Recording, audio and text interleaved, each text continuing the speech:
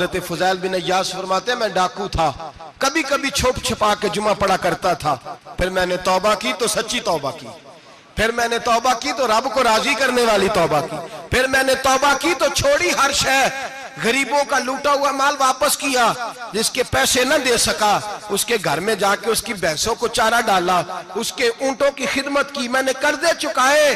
فرمایا میں سچی توبہ کر کے مسجد آیا، جس خطیب کے پیچھے میں جمعہ پڑھا کرتا تھا وہ میرے ہاتھ پہ بیعت کر کے مرید ہو گیا۔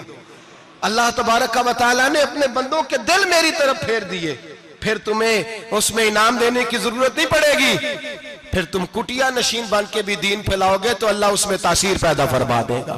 تو روزے کا معنی رکنا ہے، روزے کا معنی بولیے، روزے کا معنی رکنا، کس سے؟ جھوٹ سے، غیبت سے، بدی سے، بدنگاہی، کھانے پینے۔ روزہ کس پہ فرض ہے؟ امیروں پہ کہ غریبوں پہ؟ جی کہنے نے میں میرا تو کام ہی محنت مزدوری والا، میں کیسے روزہ رکھوں؟ میں تو دیہڑی لگاتا ہوں تو روزہ کیسے رکھوں؟ میں نے نہیں کسی حدیث میں پڑھا کہ روزہ وہ رکھے جو دفتر میں بیٹھتا ہے۔ صحابہ کے زمانے میں تو دفتر ہوتے ہی نہیں تھے، کسی جگہ نہیں لکھا ہوا روزہ وہ رکھے گا جو اے سی میں بیٹھتا ہے، تب تو اے سی تھے ہی نہیں۔ حضرت ابوبکر صدیق رضی اللہ تعالیٰ عنہ سے لے کر جناب بلال تک سارے اپنے ہاتھ سے کام کرتے تھے، سارے اپنے ہاتھ سے کام کرتے سارے۔ حضرت عمر فاروق رضی اللہ تعالیٰ عنہ خلیفہ وقت ہونے کے باوجود مال غنیمت کے اونٹ چرنے جاتے تھے تو چراگاہ میں چھوڑنے میں جاتے تھے، لینے بھی آتے تھے واپس۔ سارے لوگ اپنے ہاتھوں سے مشقت والے کام کرتے، حضرت بلال مزدوری کرتے، سلمان فارسی مزدوری کرتے، مقداد مزدوری کرتے، صحابہ مزدوریاں کرتے، روزے رکھتے، اور رمضان کے جانے کا وقت ہوتا تو در رسول پہ کھڑے ہو کے عرض کرتے محبوبہ دل نہیں بھرا، دل کرتا ہے کبھی رب سارا سال ہی روزے عطا کرے، سارا سال رمضان دے تو ہم سارا سال روزے رکھنے کو تیار ہیں۔ جذبہ تھا، طاقت تھی، ہمت تھی۔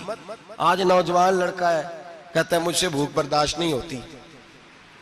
میرے بھائی رب بیماری لا دینا، اللہ سے دعا مانگے اللہ شفائیں عطا فرمائے، اور دعا کریں اللہ آزمائش سے محفوظ فرمائے۔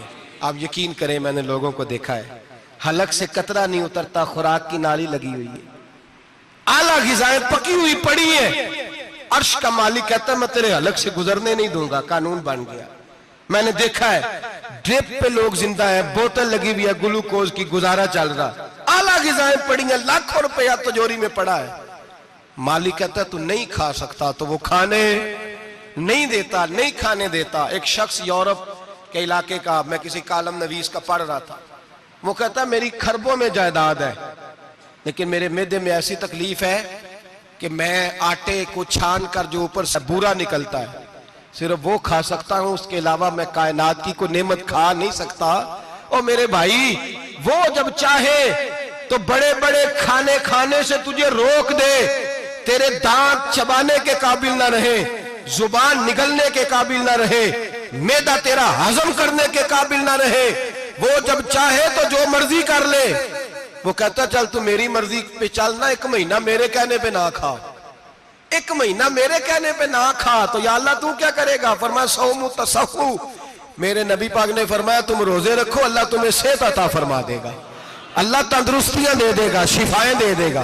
تم روزے رکھو اللہ تمہیں، سبحان اللہ، اللہ تمہیں، اللہ طاقت دیتا ہے، ہمت دیتا ہے، اللہ ہمت دیتا ہے۔ میں نے دیکھا ہے، میں نے بزرگوں کو دیکھا ہے، ضعیف لوگوں کو دیکھا ہے، کمزور لوگوں کو دیکھا ہے، میں نے دیکھا ہے روزے رکھتے ہوئے، مزدوروں کو دیکھا ہے روزے رکھتے ہوئے۔ میں اپنے ابا جی کو کہتا ابا جی اتنی سخت گرمی اور مزدوری آپ کرتے اور مزدوری کے عالم میں روزہ رکھتے، تو کہتے پتر روزہ کی آندہ ہے، روزہ کدوں کو جاندہ ہے، روزہ اپنی جگہ تے، مزدوری اپنی جگہ ہوتے۔ اور کئی دفعہ میں نے فرمان لگے، میں نے یار سمجھ کوئی نہیں لگ دی، پتہ نہیں روزیاں چل اللہ طاقت کتھوں دے چھڑ دے، نہیں زیادہ کام بھی زیادہ کرید ہے، تے روزہ بھی بھائی صوم تصحو، میرے مصطفیٰ نے فرمایا تو روزہ رکھ اللہ تجھے صحت عطا فرما دے گا۔ رب تعالیٰ تجھے، یہاں ہوٹل کھلے ہوئے ہیں، یہاں عجیب حالات ہیں، ہوٹل کھلے ہوئے ہیں، لوگ بہانے ڈھونڈتے پھرتے ہیں، کہتے ہیں کٹ لگ گیا تھا ذرا، تھوڑا سا خون نکل آیا، سنی پلاس لگائی ہے تو روزہ نہیں رکھا، یہ ذرا مجھے تھوڑی دقت ہو گیا تو میں نے روزہ نہیں رکھا، کھانسی لگ گئی ہے تو روزہ نہیں رکھا۔ او خدا کے بندے، روزہ تو نعمت ہے، اور سبحان اللہ میرے نبی پاک نے فرمایا لکل شیء زکات و زکات الجسد الصوم، فرمایا ہر شے کی زکات ہوتی ہے، وجود کی زکات روزہ ہے، روزے رکھو جسم کی زکات نکل جائے گی۔ فاقہ کرنا بھی میرے نبی پاک کی سنت ہے، مسواک کرنا بھی سنت ہے اور فاقہ کرنا بھی۔ مسواک والی سنت زیادہ اپناتے ہیں لوگ، فاقہ کرنا بھی نبی پاک کی سنت ہے۔ ایک صاحب مجھے کہنے لگے جناب بیٹھ کے کھانا حضور کی سنت ہے، میں نے کہا کبھی کبھی نہ کھانا بھی نبی پاک کی سنت ہے، نہ کھانا بھی حضور کی سنت ہے۔ اور ہمارے فقہاء نے لکھا ہے جو روٹی زیادہ کھاتا ہے اس میں دو باتیں پیدا ہو جاتی ہیں، کیا کیا؟ ایک بولتا زیادہ ہے، دوسرا سوتا زیادہ ہے، غافل ہو جاتا ہے۔ فقہ اور حکیم اطباء ڈاکٹر کہتے ہیں کہ پیٹ خالی رہے نا جس آدمی کا، اس کا حافظہ مضبوط ہوتا ہے، اس کے ذہن کی گرہ کھلتی ہے۔ زیادہ کھانے سے تو خماری چڑھتی ہے، دماغ ڈھونڈتے پھرنا روٹی کدھر سے آج اچھی ہے، گھر میں نہیں پکی تو ہوٹل چلے جانا، کھانے کے سوا اور کام ہی کوئی نہیں۔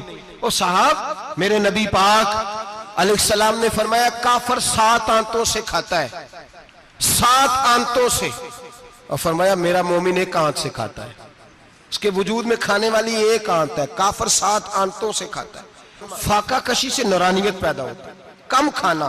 دیکھیں نا نبی پاک صلی اللہ علیہ وسلم نے اللہ سے فاقہ مانگ کے لیا ہے، یا اللہ 1 وقت روٹی دے 1 وقت کا فاقہ دے، مانگ کے لیا ہے نبی پاک نے، مانگ کے۔ حضرت ابو ہریرہ رضی اللہ تعالیٰ عنہ فرماتے ہیں بھوک زیادہ لگتی تھی نا جب مجھے، تو میں حضرت عمر سے، ابو بکر سے، عثمان، مولا علی سے کوئی مسئلہ پوچھ لیتا تھا، اور جب میں مسئلہ پوچھتا تھا تو وہ مجھے روٹی کھلا دیتے تھے۔ جب میں ان سے مسئلہ پوچھتا تو وہ مجھے، حضرت ابو ہریرہ فرماتے ہیں مجھے بھوک لگی، میں حضرت عمر کے پاس گیا، ان سے مسئلہ پوچھا، ان کا رواج تھا جب میں مسئلہ پوچھتا تو پہلے روٹی کھلاتے۔